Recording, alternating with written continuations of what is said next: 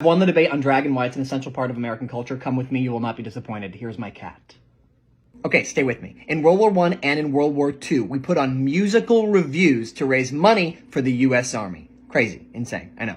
One of them exists on film because they turned it into a movie, and 100% of the profits from this movie went straight to the U.S. Army.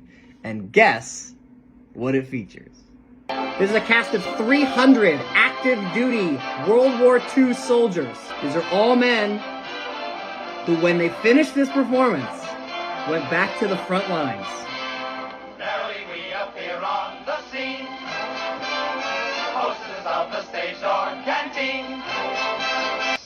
It's Lynn Fontaine. But we've got celebrity impressions.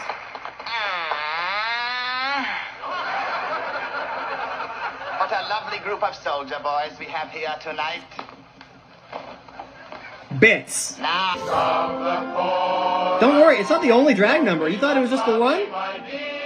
We've got so many drag numbers.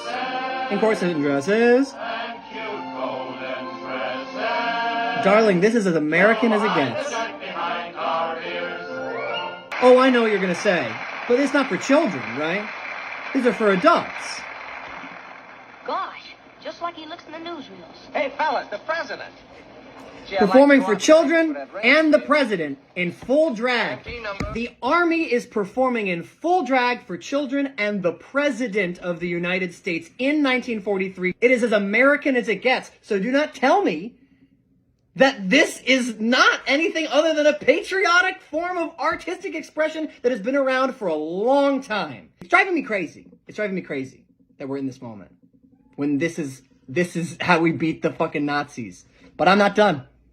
Because guess who's the lead? Guess who's your leading man in 1943's This Is the Army Full of Drag?